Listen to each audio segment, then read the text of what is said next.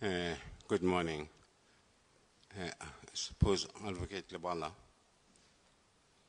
you are the one who's supposed to start this on the street, from what I was told this morning. Chairperson, Commissioner Musi, without discounting the fact that my colleagues from the DOD and AMSCO might like to say something, I'll defer to you if need be, but certainly we have to start.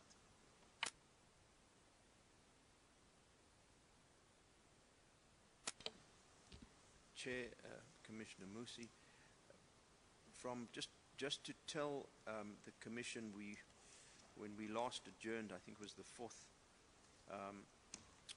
of October, there was a question of declassification of documents. I'm sorry. Can you just pick up your voice a little bit? Certainly. When we adjourned on the last occasion, there was a issue that arose concerning declassification of documents. I can inform the Commission that the processes were put in place which were foreshadowed to arrive at the declassification of the Department of Defense documents. I don't think, insofar as Mr. Vermeulen is concerned, there were any arms corps documents that required any further declassification, but we understand that that process has been completed. So insofar as the Commission needs to have reference to any of the documents, they are available, and I'm sure my learned and good friend, Mr. Advocate Labala SC, will deal with them. Thank you. Thank you. Chair, Commissioner Musi, I don't know whether it's appropriate for the DOD team to say anything in the light of what my colleague Solomon SC has said, if need be, and I still defer to you. Thank you, Mr. Commissioner, Mr. President and Commissioner. There is no difficulty, as I understand it, with the Department of Defense documentation. That which was placed before the Department for declassification has been declassified, and so it shouldn't uphold the proceedings this morning. We leave it entirely within the evidence leader's hands as to which of those documents they now wish to place before the Commission, as far as they consider them to be relevant to the inquiry. Thank you. Thanks a lot. Thank you. Advocate Luana. Chair, Commissioner Musi, with those certainties given, at this stage, let us just apprise you of how we intend dealing with the testimony of Mr. Vermeulen. The classified documentation is in a bundle. Fortunately or unfortunately, we have them. I know that I'm approbating and reprobating. Fortunately, we have those documents. Unfortunately, they still have to be indexed and paginated. Now, as you can imagine, it's a very involved process with certainties. As you can imagine, some of the detail involved in this documentation, you will see when you take you through it, it remains sensitive. Albeit, respect has been accorded to this commission that it is available. And be apprised that it has always been available. You'll understand when Mr.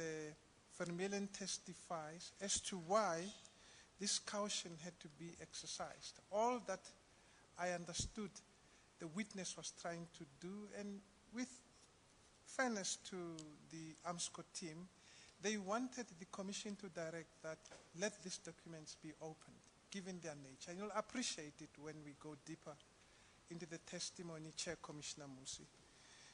Secondly, we thought that we shouldn't wait for those documents to be indexed and paginated. That process could take place whilst the testimony is going on. The testimony is also going to be underpinned on slides. Now, part of the essential critical parts of those documentation, which paragraph 1.7 of Mr. Vermeulen's statement alleges were very sensitive and classified, would be presented through slides. Now, you will see that you will be provided with all the necessary documentation information, including the sensitivities pertaining to those documentations. Now, with that background, we are ready to proceed. Now, if you appreciate, I see a chairperson. I assure you that, and with the duty that we have as evidence leaders, that I think also involves the representatives of AMSCO and the DOD, we have an obligation not to withhold any detail or information from your good selves. And we assure you that we are not going to do that. And we assure you that this witness is not going to do that. You will appreciate, as this witness testimony goes into the rudiments of those documents when you deal with them, that there's nothing which is going to be withheld. Except that by the time we refer to the slides, I'm certain that that bundle would have been indexed and paginated. That's all that we are saying at this stage, Chair, Commissioner Mushi. Okay, can we get the witness not to be sworn in? Eh? Thank you, Chair. Thank you. Please state your full names. Do you have any objection in taking the oath? No. Do you swear that the evidence you are about to give is the truth, the whole truth, and nothing but the truth? Raise your right hand and say, "So help me God." So help me God.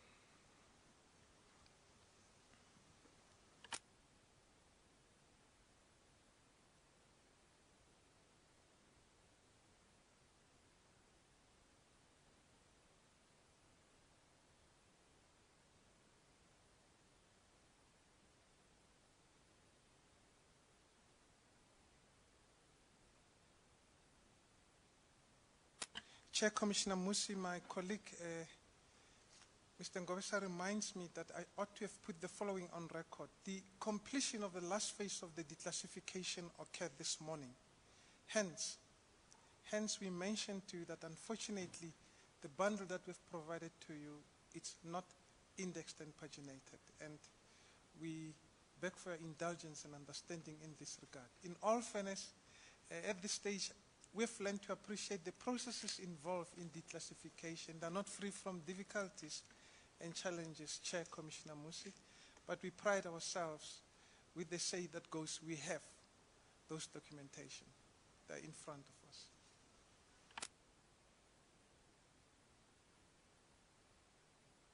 Thank you, Chair.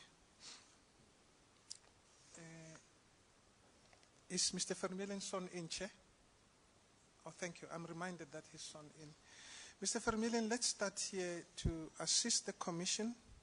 I'm just going to remind you of what you testified in the previous week before we adjourned, just to assist the Commissioners and the audience and our colleagues as to where we were. You remember you mentioned that you're a program manager, and you testified that in that process you work with project engineers.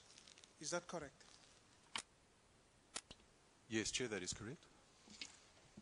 Now, I'm going to try and curtail that which has to refresh us, but short of saying that, the program manager, according to your testimony, makes that project, that process of the program to happen. Am I right? That's correct, Chair. Shall I elaborate once again on the role briefly of the program manager, Chair? Well, if you want to add to that which you didn't add, please proceed, because there should be an understanding of what a program manager does. But just refresh the commissioners once again, Mr. Vermeulen. Chair, the role of the program manager in broad terms is the program manager, the appointed program manager for any project, is responsible for the acquisition process through the various phases of the acquisition, culminating in the production, qualification and handover to the client at level 5. And level 5, as was described previously, addresses the product system. All the essential elements that require to be acquired through contract fall within the ambit of the program manager's responsibility. And the project engineer looks at the technical side of the project, am I right? Chair, when an integrated project team is formed, there are a number of specialists that are appointed. In the case of Navy projects, the Navy has always reserved the right to appoint a project engineer. He basically forms part of the project executive, and he's responsible for all matters technical. For instance, engineering changes always have to be approved by the Navy project engineer. I think I'm correct in saying that the Navy projects are unique in this aspect. Apart from the project engineer, it needs to be emphasized there are a number of specialists that are appointed to a project. Depending on the nature of the project, in the case of Project Wills, we would have had an ILS manager appointed. We would have a combat suite manager appointed, a platform manager, basically all the engineering disciplines. All the engineering disciplines would be addressed by specialists. You've just mentioned that the program manager and the project engineer form part of the project executive. But am I right also to piggyback on what you've said by saying the program manager ordinarily, ideally, comes from AMSCO? Chair, if I may be allowed just to make a correction to that statement. The project executive consists of the AMSCO program manager and the project officer. The project engineer is then appointed from the Naval Engineering Service within Simonstown, but essentially the project executive forms those two officials. The project officer being responsible for the level 6 for the user system, and the program manager at level 5 for the product system, which ultimately has to interface and integrate into the Navy's user system. Thank you. Assist me here. Am I right to say that the program manager will come from AMSCO side and the project engineer will come from the DOD, in this instance, the Navy? The appointed program manager will be from AMSCO, and the project officer and the project engineer will come from the Navy. You also testified that you are part of the integrated project team. Is that correct? That is correct. That is correct.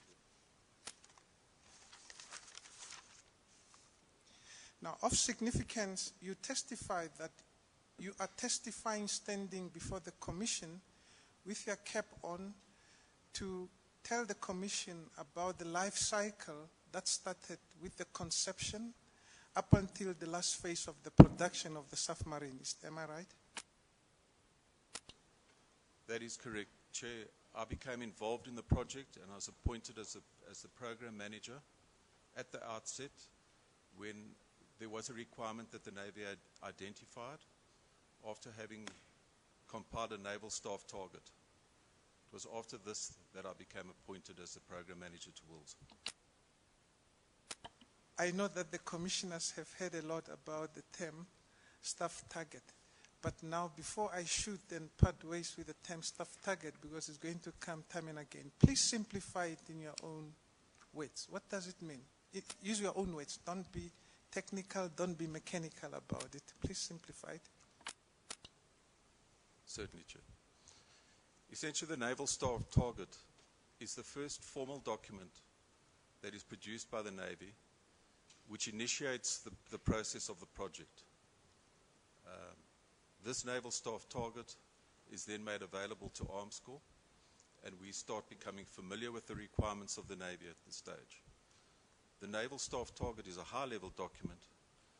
It eventually progresses towards a naval staff requirement, which consists of a functional user requirement as well as a logistic user requirement. In a nutshell, the NSR is a far more detailed document than the naval staff target, which can be seen as a high-level document, Chair. Now, what's the difference between it, the staff target, and the naval staff requirement? Use your own words. Essentially, the naval staff requirement is a far more detailed document. The naval staff target addresses concepts and provides an overview of the Navy's requirements. Now, I want us to proceed to go back to your statement, and you'll remember that when we got halted, we took you through paragraph 1.7 that created the controversy that made us to be where we are. We've resolved that controversy. But I'm tempted to ask you, do you want to comment about paragraph 1.7 before we leave it? Because it's very critical for you to bring clarity. Remember, we've been told that those documentation has become available. But I would like you to comment, if need be, if you want to, about paragraph 1.7 as to what you intended to convey to the Commission. Chair, with respect to paragraph 1.7, my main concern was, as has been pointed out, most of the documents, in fact, virtually all of the documents relating to my statement are DOD, essentially Navy documents. I do not have the authorization to release these documents. It was for this reason that they were initially, that I didn't provide the authorization, notwithstanding the fact that they were on the memory stick provided to the Commission. From my position personally, I'm not in a position to do that. And secondly, there is an issue regarding the bids the office received from contractors. There is a reluctance normally for us to provide details, especially pertaining to the losers, because it could be an embarrassment to the losers if it is shown publicly how badly they fared. In this case, it wasn't necessarily the case, but nevertheless, we do have an obligation, a commercial in confidence obligation, and as a reputable acquisition agent, we try and honor this obligation. However, we've re-looked at these issues, and to a large extent, in fact, we've totally unsanitized these documents now, and we are quite prepared, at the discretion of the Commission, to reveal the names of those losers if need be. We do not see that as being germane to the outcome of my statement, Chair. Now, let's be specific, and I'm confident that the commissioners would not raise their eyebrows when I take you back to paragraph 1.7. Please look at it.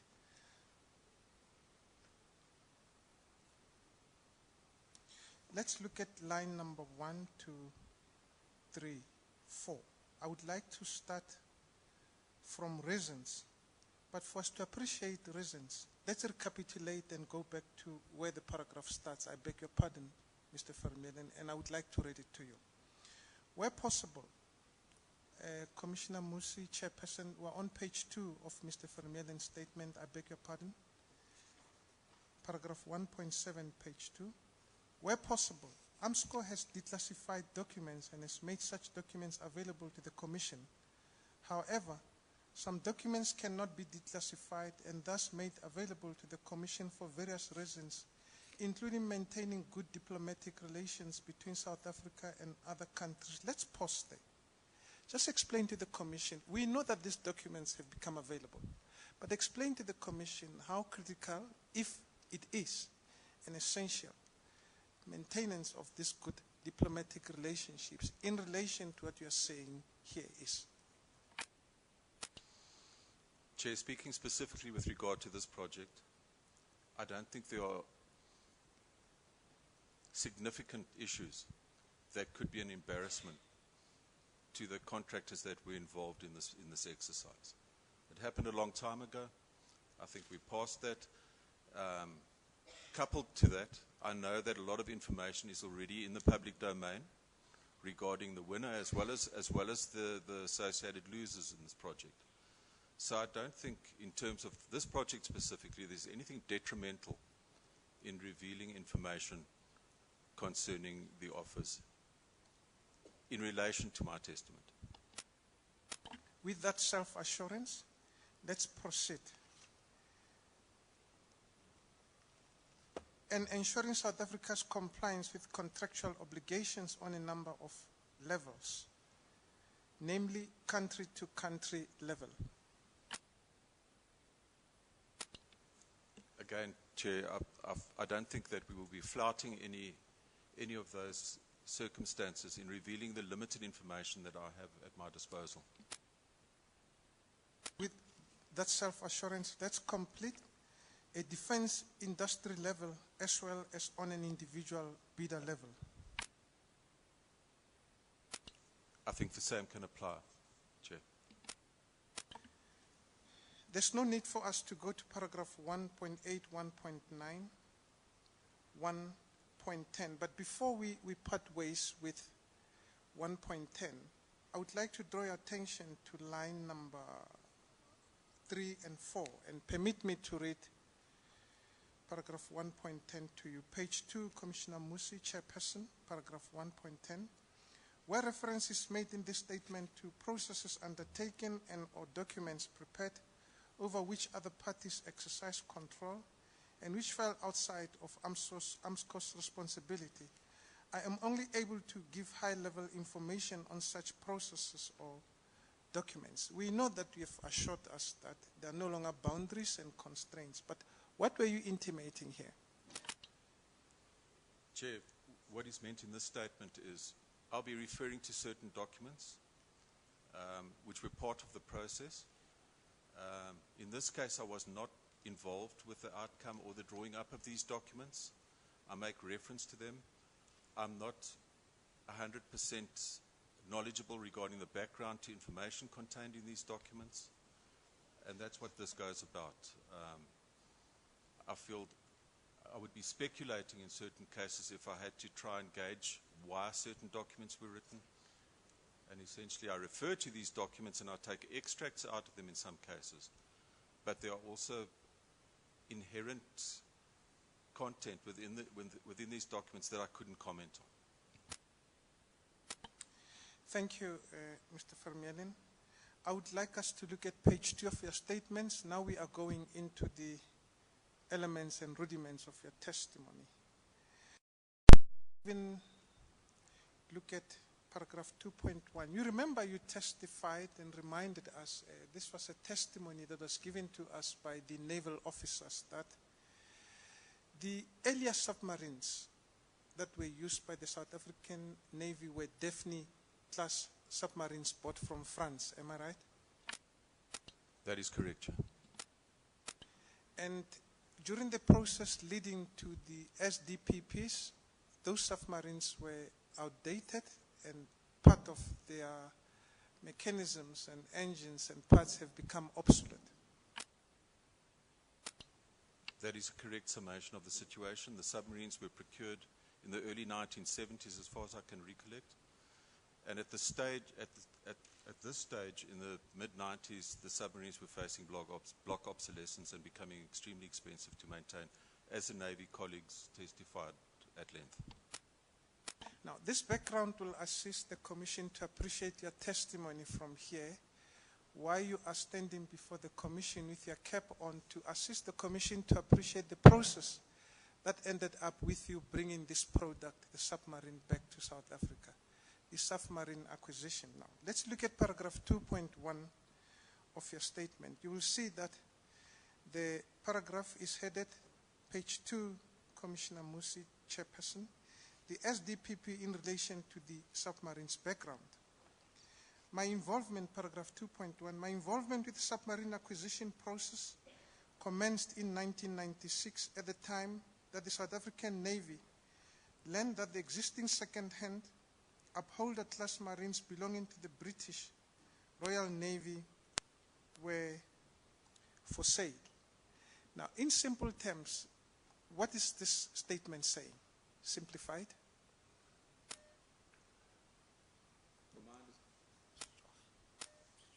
Understanding, Chair, in 1996, the Navy was approached by the UK Ministry of Defence with the information that the upholder submarines, which were at that stage no longer in service by the Royal Navy, were up for sale.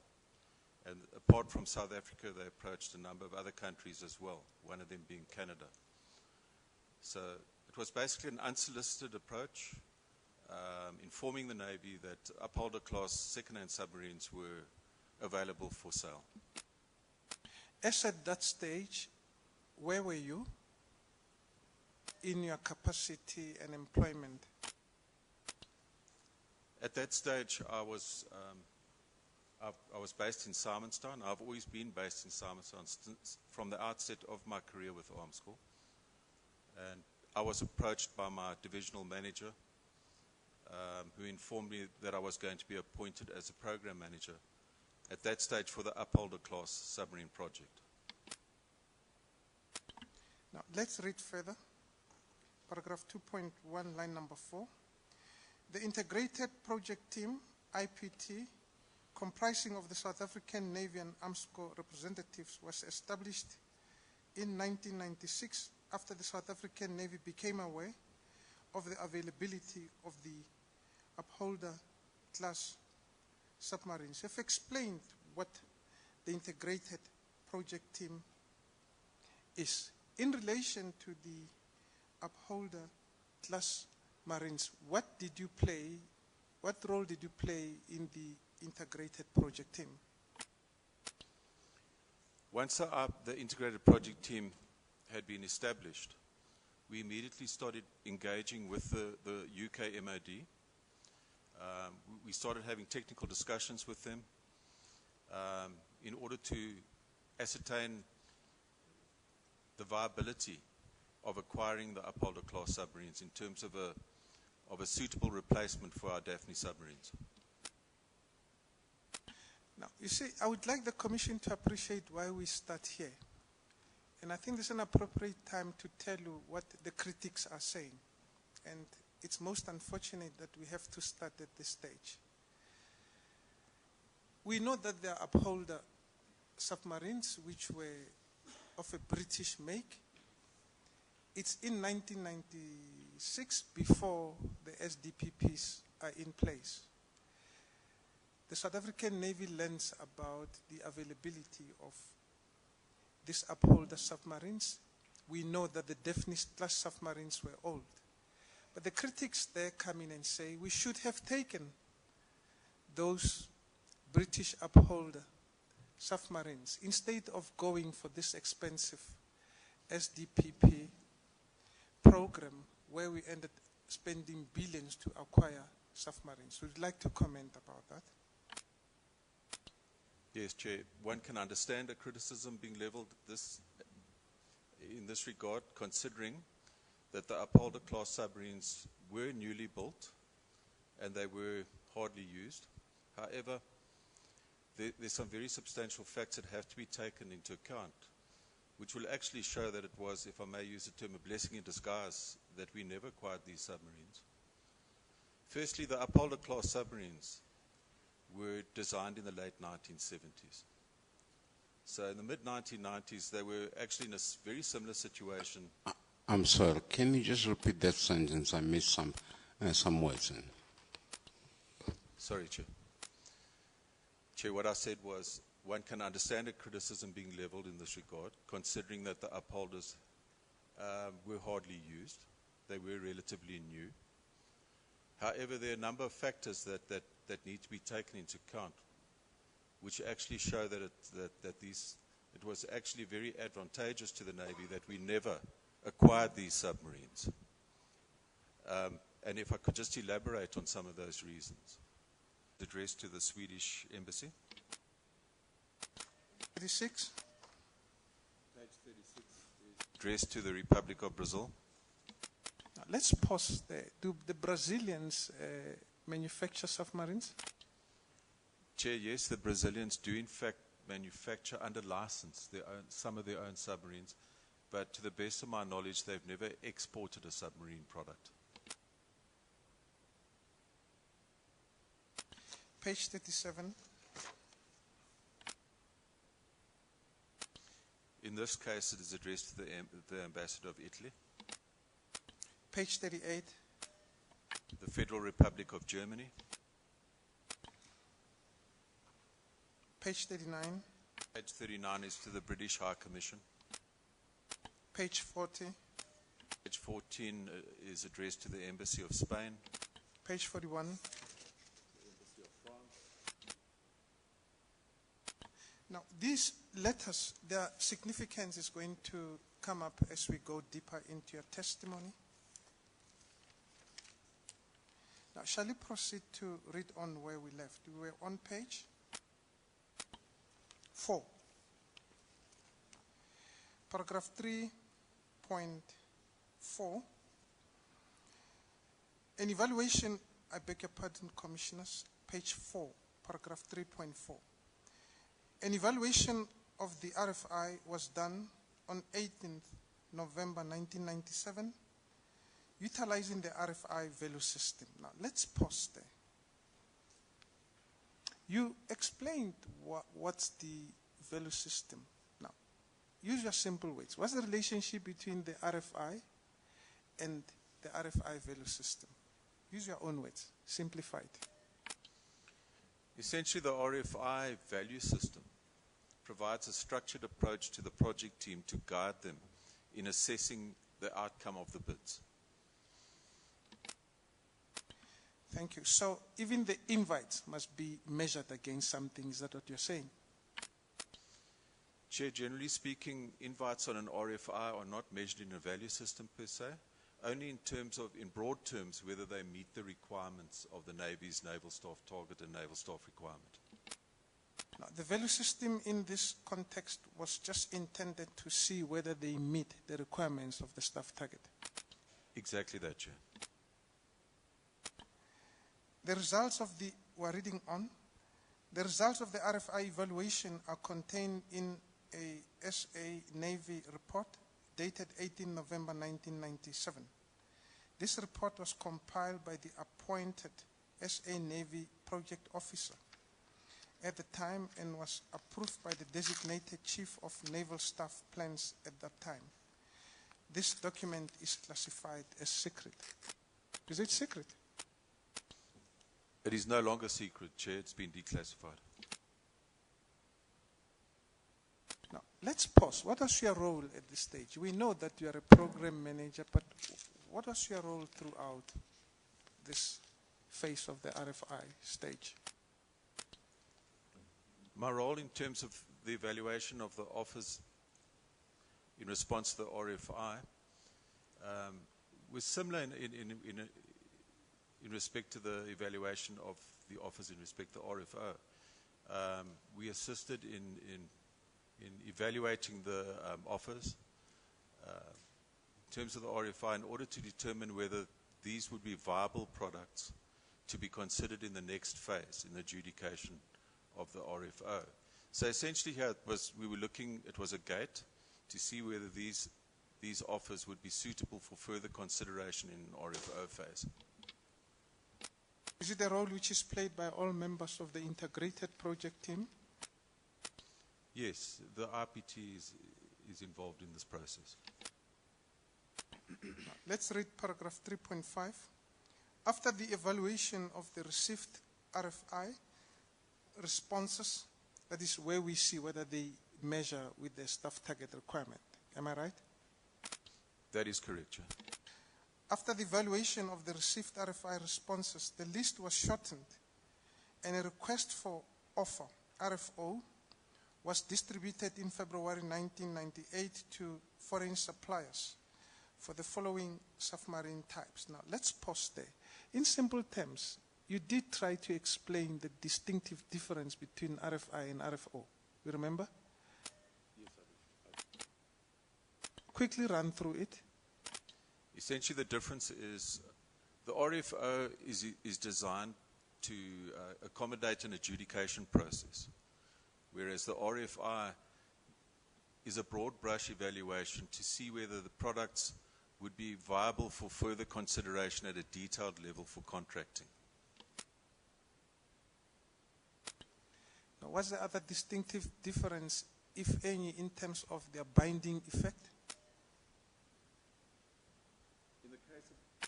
In the case of an RFI, all information provided is non-binding, it's budgetary. You cannot hold the contractor contractually to any of the information provided in RFI. This can only be accomplished during the RFO, where the bids are on a contractual basis far more relevant than the RFI. As I said earlier, the RFI is more a marketing survey than an adjudication process. Now, with the RFO, we are talking of commitments, am I right? That's correct, Chair. Now, it appears that from 3.5, commitments arose, and here are the following submarine types. It means those are, after looking at the RFIs, there was a selection to see whether the products offered meets the staff requirements or staff target. And after that, this was a short listing that we could consider leading to the commitment. 3.5.1, readily built second-hand upholder class submarines, UK MOD. Now, why are we still having them at this stage? Because it appears from your testimony historically, we parted ways with them. We didn't want them because you said that they were second-hand, they were not worth it, and it appears that they were not even going to satisfy the requirements of the South African Navy. Chair, the process is such that even though I expressed reservations about the upholders, you can't merely discount them. You have to go through a formal process, and you at least have to subject them to a value system to allow them the opportunity to be scored. And we were prepared to do this. The situation, however, never arose because the submarines were sold off before an offer was received. The British notified Arms Corps that they were pulling out of the offers. They wouldn't be furnishing us with a bid because they had sold off the submarines at that stage to Canada.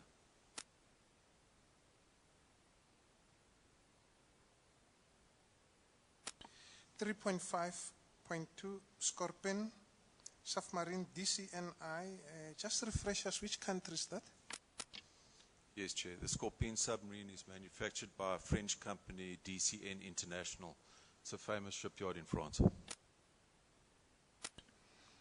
3.5.3 S1600 Sauri submarines, Finky and Thierry.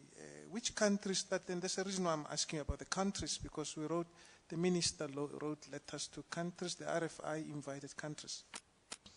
Chair, the S1600 is manufactured by Fincantieri, which is an Italian shipyard. 3.5.4 Class 209 Type 1400 MOD submarines, GCSC, that has become common course. Yes, Chair. The German Submarine Consortium, as the name implies, originates in Germany. 3.5.5 Type 192 Gotland submarines, Celsius Kockums. Chair, Celsius Kockums is a Swedish-based shipyard. Now, we've been sailing smoothly. Here comes a criticism before. I'm sorry, I missed 3.5.2. From which country is that submarine?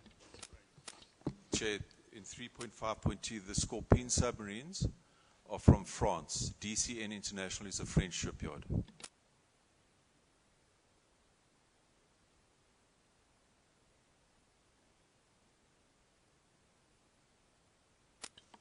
There's an aspect that I have to deal with. My colleagues reminds me as we're preparing, when we're reading what the critics were saying.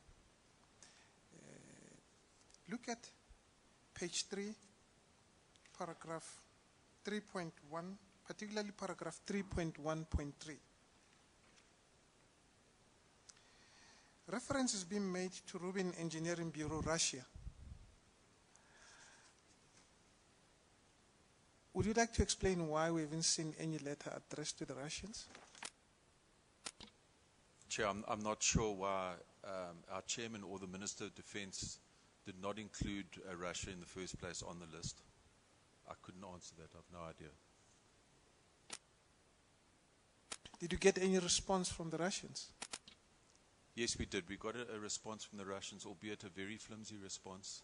We received a brochure. We didn't receive any pricing. It was very scant information, Chair. By the way, as at that stage, you were still a program manager, That is correct. being part of the integrated project team. Yes, Chair, I was. Paragraph 3.5.1, 3.5.5, in simple terms, what does it mean? You've got to appreciate 3.5, 3.5.1 to 3.5.5.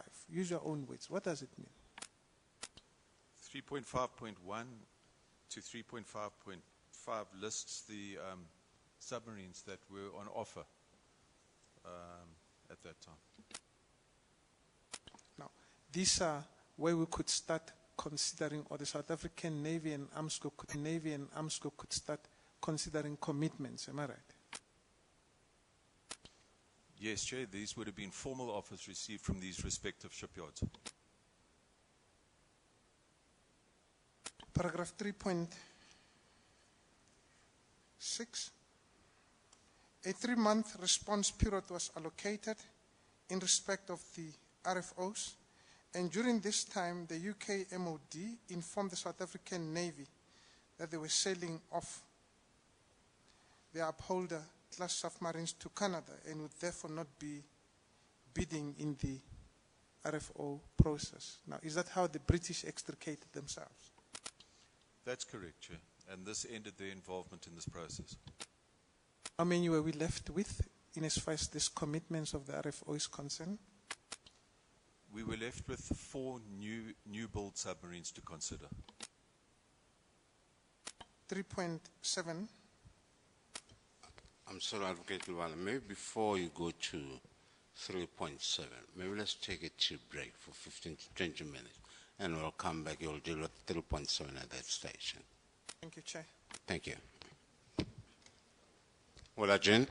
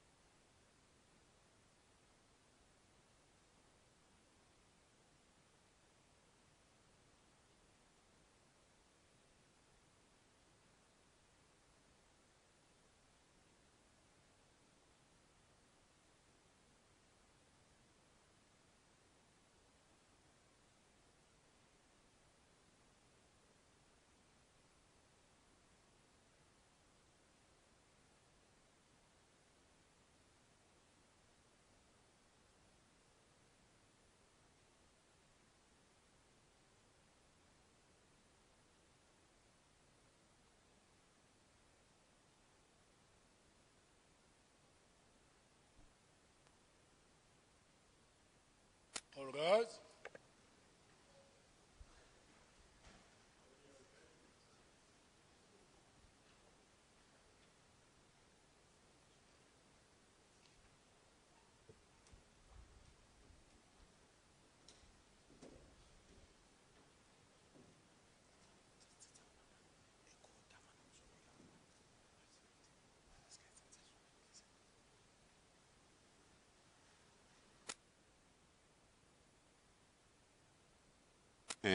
Can the witness confirm that he's still under oath?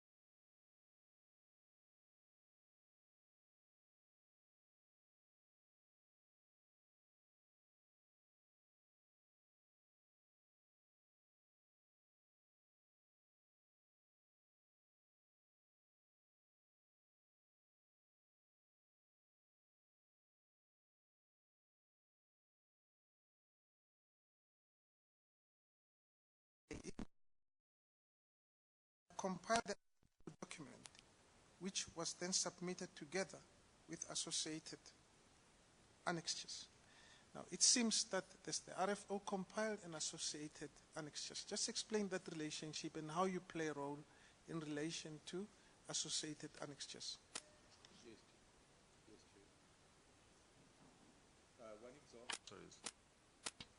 One example in this regard is in the RFO, the body of the document, I would have given an overview of the scope of supply. In other words, that would have included the 4 submarines, the ILS component. You'd give a breakdown at a high level of what the product system has to comprise.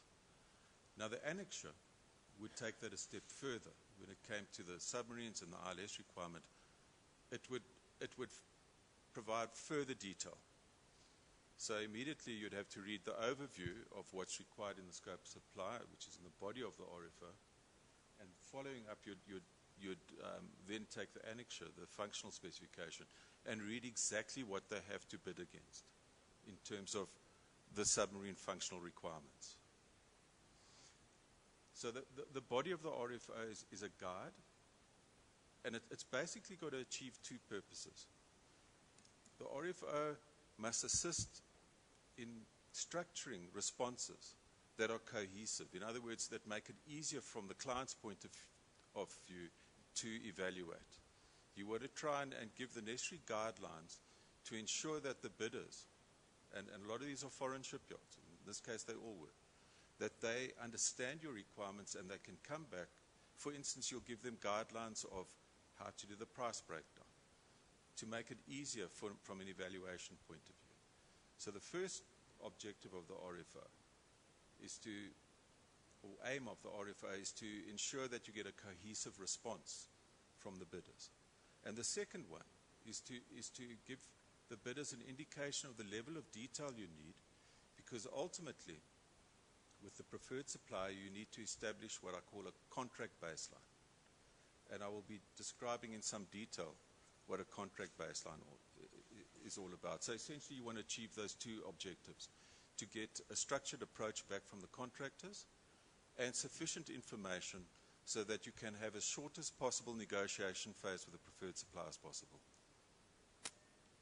I'm going to make you summarize what you've said when I refer you to the actual RFO that you compiled, which is Annexure RMV3 on page 43,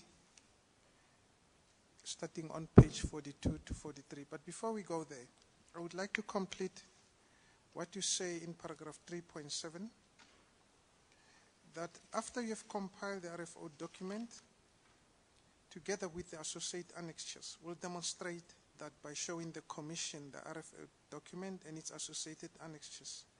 Why does it have to be submitted to the AMSCO Procurement Secretariat for approval? The AMSCO Secretariat, the Procurement Secretariat, is in fact, forms part of the State Tender Board. So they have to fulfill that role. It's a regulatory body. The program manager cannot go directly on an RFO to any bidder. You have to work through the Procurement Secretariat.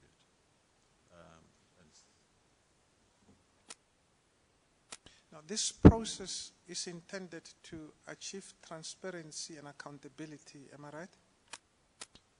It does that, Chair, and it also achieves a measure of control.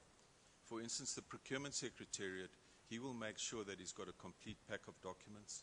He will allocate a response time to the hour for these bids to be furnished to AMSCO. They don't get supplied directly to the program manager. They go back to the Procurement Secretariat.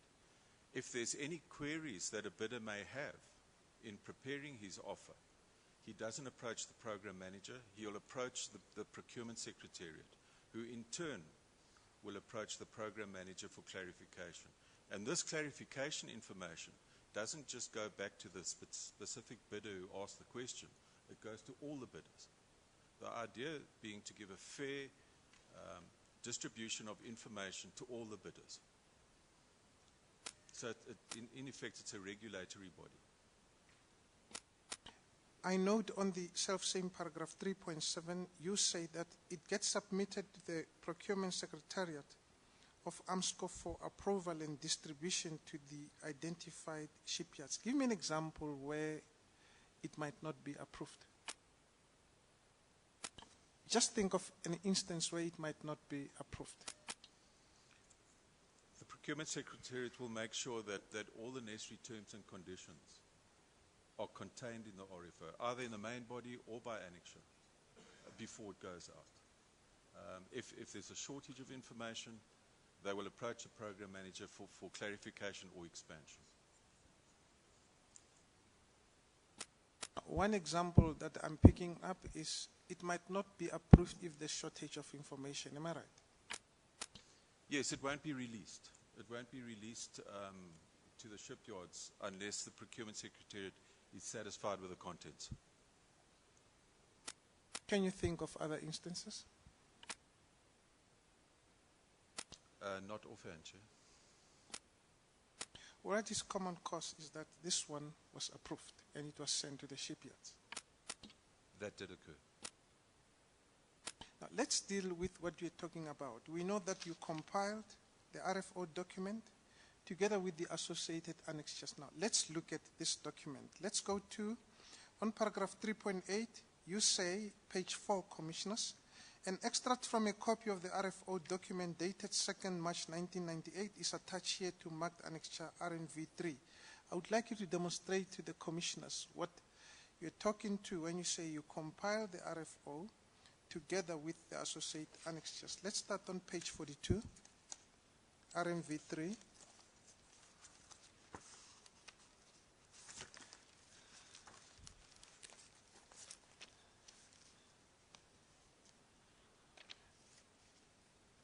Let's establish whether the commissioners are with us. I see they're nodding. Now please identify this document. I see that it's headed. Just read the heading of the document. The top heading reads Armaments Corporation of South Africa Limited. Below that is the abbreviation ARMSCOR, and then the request for final offer. Below that is an offer number. This is a unique number that applies to this specific tender.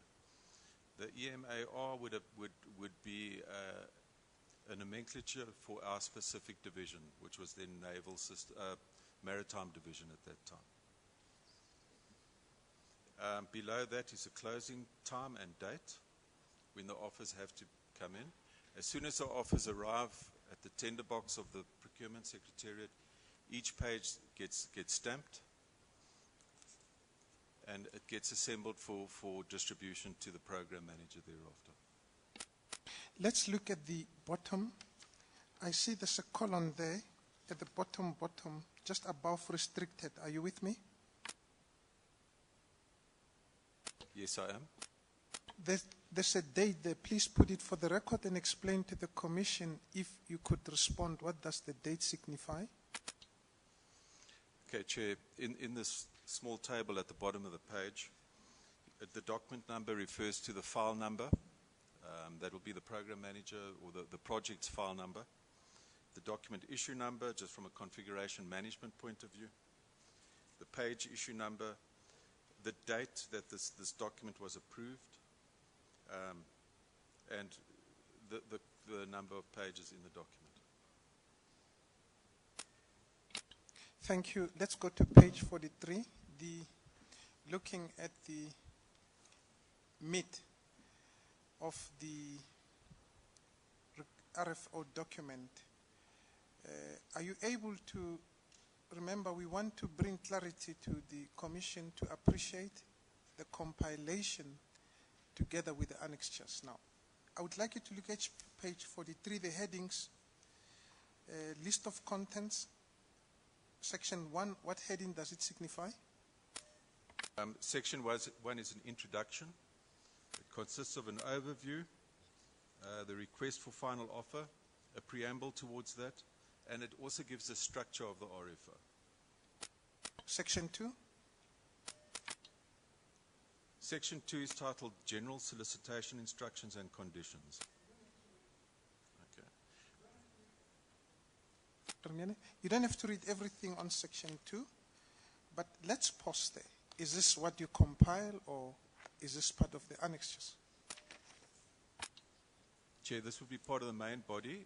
It would be compiled by myself using inputs from the various organizations and documentation. For instance, if you look at 2.9 as an example, I state there contractual conditions applicable to contractors. Now here, Armscor will invoke, it's got a standard contracting terms and conditions document. It's known as A Standard 20. That would form part of the RFO. There are a lot of standard conditions here. For instance, confidentiality, affirmative procurement at that stage. Those were standard conditions that were invoked. I wouldn't have compiled those. They were available through my organization, and I would have made sure that they accompanied and formed part of the RFO. I see below this Appendix 2A, colon, form of offer. Just read below that. In Appendix 2B, I had a format for the pricing of the offers. Again, this was to try and get, to structure the offers, to provide a uniform approach towards their bids. Please look at page 44.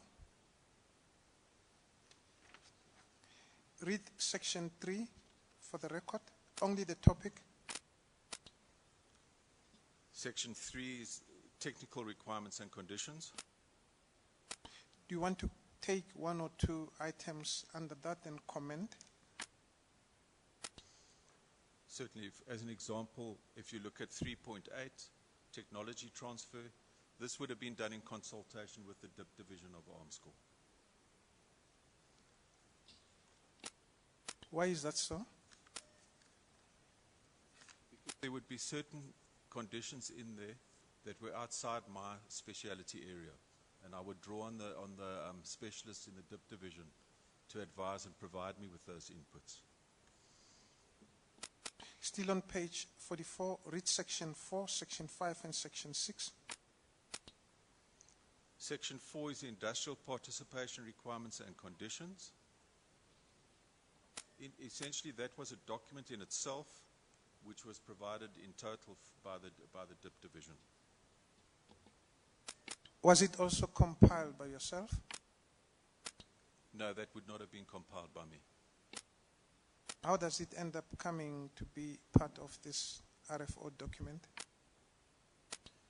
The RFO document can be seen as a vehicle for providing the bidders with a comprehensive account of all the information that they need to respond to in their respective formal offers.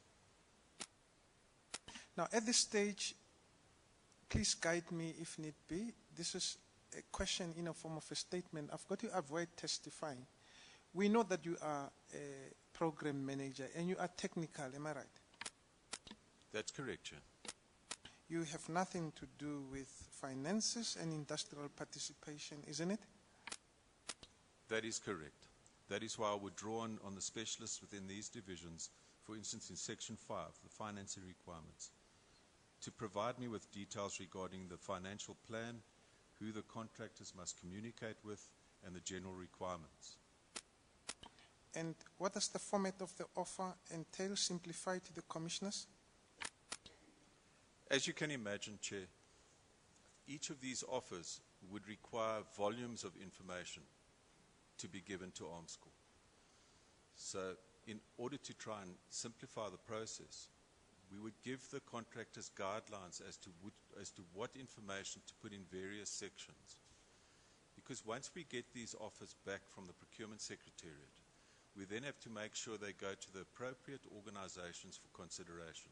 For instance, you'd have a section allocated towards DIP. Now that volume would go directly to the DIP division for consideration.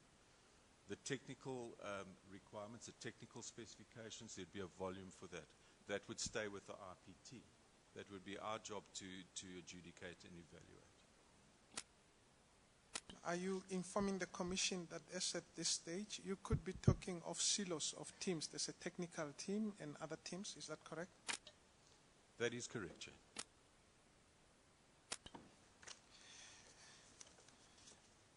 Now, with this background, are you able to tell the commissions as to which part were you able to compile and which part were you not able to compile? In relation to this, where are the annexures that you are referring to in your statement?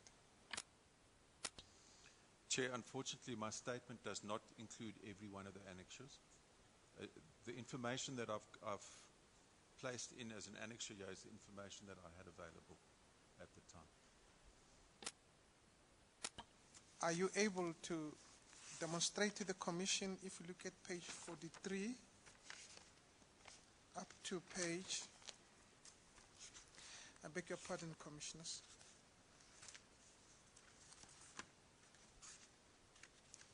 Up to page 77 as to where the annexures could be, if you are able to.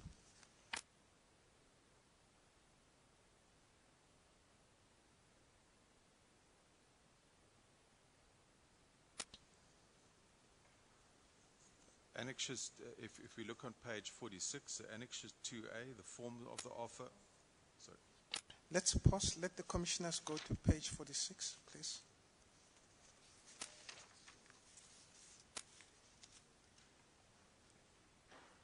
I note that they are on page 46. You may proceed. Okay, those specific appendices were available and they form part of this document. The form of the offer, the format for the pricing, and the format for the statement of compliance.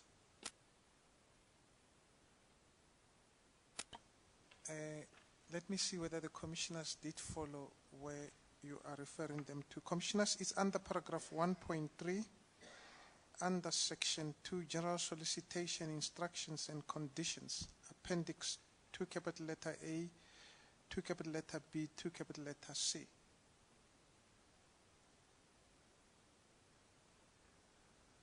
I am envisaging a response, Chairperson and Commissioner Musi, as to whether have you identified what is reference to annexures. If you look at paragraph 1.3 headed structure of the RFO, under that says the RFO consists of 5 sections. Section 1, introduction. The witness is referring to section 2 headed general solicitation, instructions and conditions. He's referring to appendix 2, capital letter A, form of offer. Appendix 2B, format for the pricing of the submarines and all associated deliverables. And appendix 2, capital letter C, format of for the statements of compliance. I suppose the commissioners have identified that.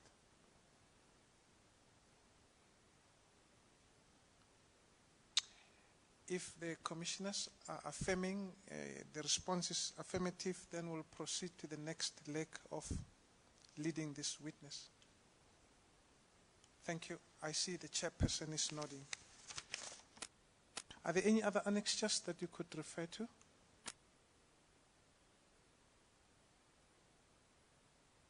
If any, Mr. Vermeulen. I can't think of any right now, Chair. I don't think there are.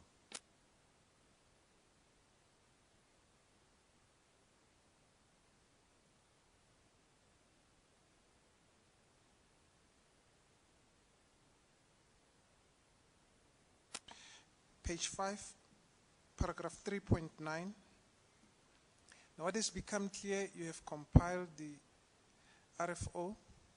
You've explained the limitations that there are silos. There's a finance team that assists you. There's a industrial participation team that assists you. Now the RFO is compiled. Paragraph 3.9 on page 5. The RFO comprised of a number of annexures, including the Defense Industrial Participation DIP requirements and a submarine requirement specification, which you explained at length, which were approved on 10th February 1998 by the designated Chief of Naval Staff Plans at that time. Why was it supposed to be approved by the Chief of Naval Staff Plans? That was a prerogative the Navy used. I'm not quite sure exactly why they chose to get CNS plans to approve the document. I think what's important is the specification was drawn up by our project engineer. From the IPT side, that has significant relevance. Certainly the project engineer would be coming from the... Just to reiterate, the project engineer is appointed, he's a Navy official. He normally resides in the organization which is today known as the Naval Engineering Service. He was a civilian working for the Navy at that time. There are project engineers who are uniformed members, am I right? You are right, Chair. Still on paragraph 5, the last sentence, this document is classified as restricted. Is this still applicable? No, Chair. As a result of the instructions obtained on the 4th of October, it's no longer restricted. Paragraph 3.10, apart from contractual and formatting requirements, the main body of the RFO address the terms and conditions applicable to technical requirements, industrial participation, and financing. You've demonstrated that, am I right? Yes, Chair. Let's complete for the Commission, because the commissioners have to appreciate where we are going now. We're done with invites. Now we've committed. It's offer stage. We've committed, and something is unfolding with regard to having to commit to one of the bidders. These considerations play a significant role in line with even seeking to achieve this uniformity that you're talking about, that the RFO seeks to achieve. Now, let's look at the technical requirements. Please go to page 58 and 74 of Annexure RMV3, page 58, Commissioners.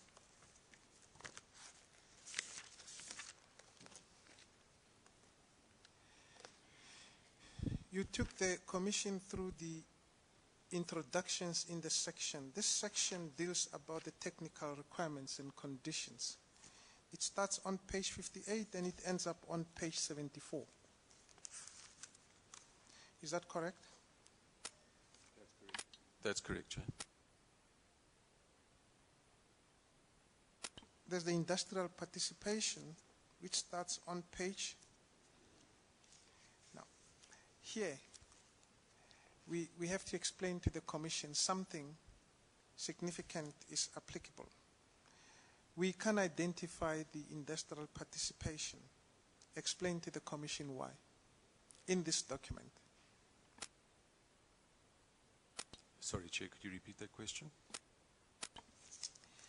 We took the Commission through the, remember, in the introduction of the RFO, there were sections that we took them through. We explained that there are silos that advise you because you're a technical person, you're a program manager, you don't know that. Actually, I shouldn't say you know nothing about finance. Your finance skill is probably tacit, limited. Industrial participation needs an expertise, and there are teams that advise you on that. That's what you testified. Am I right? That's correct, Chair. In the response to Section 4, as a whole, this would be provided to our DIP division for adjudication and evaluation. Now, in this document, the RFO, industrial participation, this document that we have attached, we can't see it anyway. That's all that I'm saying. Do you want to explain to the Commission why? Yes, Chair. The simple reason is I could not find a copy of this document in our archives to include in this document. It's possible that my DIP colleagues will have a copy of this document available when they testify. I can't vouch for that, however. Is it confidential and classified? No, Chair. I don't think it has any sensitivity whatsoever. Are you able to make it available to the Commission with the writer that you've just qualified that it's an area of expertise according to you, and your DIP colleagues would come and talk to it? I'm convinced that when the opportunity arises, my DIP colleagues will expand on these requirements in some detail. Let's look at page 75.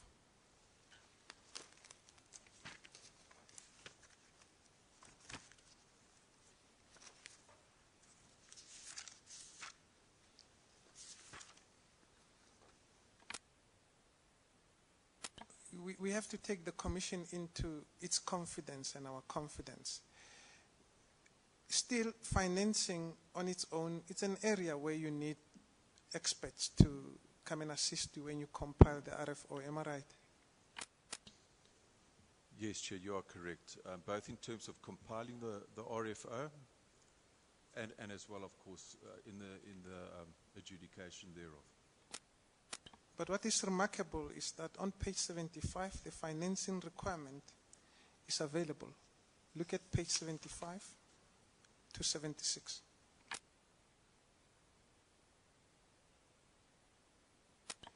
Am I making sense? Yes, it is available. As I explained earlier on, the RFO is a vehicle, it's a document. It's essentially, if I can put it this way, it's a catch-all. It provides all the requirements. Technical, financial, legal. All the requirements are contained within one document that goes to industry. This is a much simpler process than breaking it down into a number of RFOs for specialty areas. So that's why it finds its way into its own section within the overall RFO. At this stage of your testimony, does anything turn around deep industrial participation and financing? Could you repeat that question, please? I would like you to appreciate the question. If I lose you, I'm in trouble because I've got to make it a point that you bring your testimony before the Commission. Remember, you've testified about your role in compiling the RFO. You've demonstrated that it has got sections.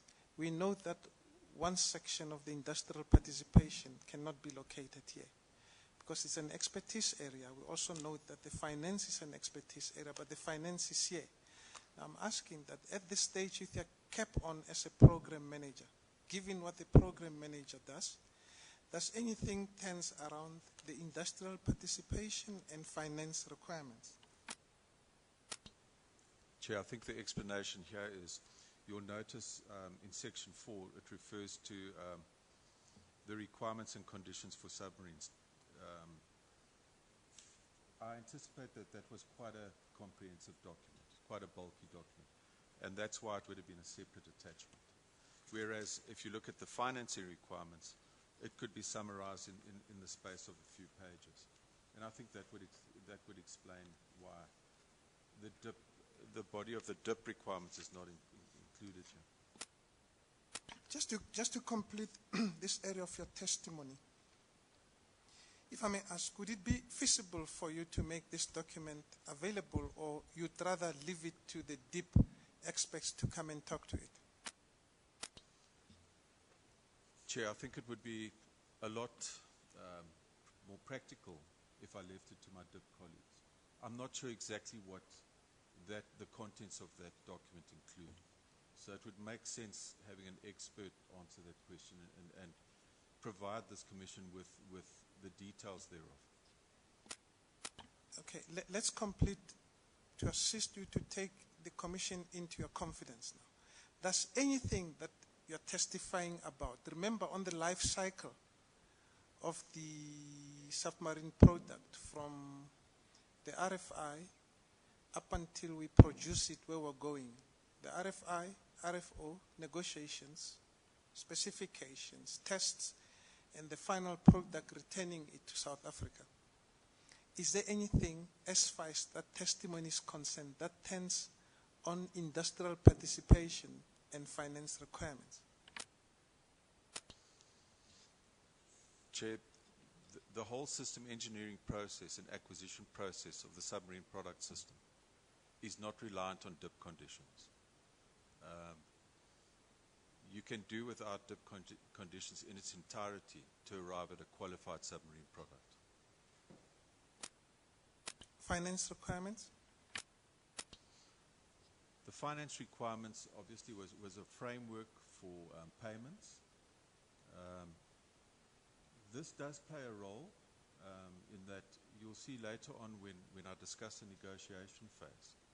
Within the constraints of the financial requirements, the annual drawdowns that were contained in the financial requirements, we had to make our milestone payments, our contractual milestone payments, synchronize and align with the overall financing framework. So there is a relationship. And I think it'll become clearer, Chair, when I walk you through the process or the philosophy behind the contractual payment milestones. But if I can put it another way, we had financial restrictions on an annual basis as a result of the financing arrangements. And we had to make our contractual payment milestones, the milestone events that took place during the production phase, relevant to that financial framework. I would like us to complete paragraph 3.11 to 3.13. You have testified to them, but let's just put them on record. Page 5, paragraph 3.11, Commissioners. The main function of the request for offers was to provide potential bidders with the required instructions and guidelines so as to solicit offers which are all to the same standard and format and include the same level of information so as to 3.11.1 facilitate a cohesive comparison process, and 3.11.2 obtain the requisite level of detail for the establishment of a contract baseline. Now, simplify 3.11.1 cohesive comparison process. Chair, in order to respond fully to an RFO of this magnitude, a comprehensive amount of documentation has to be provided with the offers. There are volumes of information. We try as much as possible to guide the bidders to provide a uniform approach towards their responses. And that's what I mean by a cohesive response. To make it easier for the project team to evaluate, we try and steer the contractors to provide information for comparative purposes. 3.11.2, it's very critical because the contract baseline, it's a foundation of what we'll be talking to when you go into the milestones and the negotiation process. When you're overseas, negotiating to bring this project back, the product back. When you're overseas, negotiating to bring the submarine back. Simplify contract baseline. I think you should give examples on it so that it should stick on the commissioners. My commissioners are lawyers, but I would like you to unpack it for them. In the context of this project, Commissioner, the contract baseline involves a number of documents. The main one is the supply terms agreement, or the contract, the actual terms and conditions.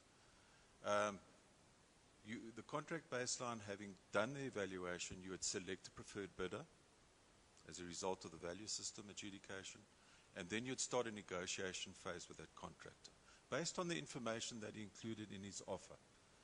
And one of the documents coming out of that exercise would be the supply terms agreement, where both parties mutually agree to the terms and conditions. Another example is, I mentioned it earlier on, is the product specification. If you recall, we would submit a functional specification in our RFO. The bidders respond with a very detailed technical specification.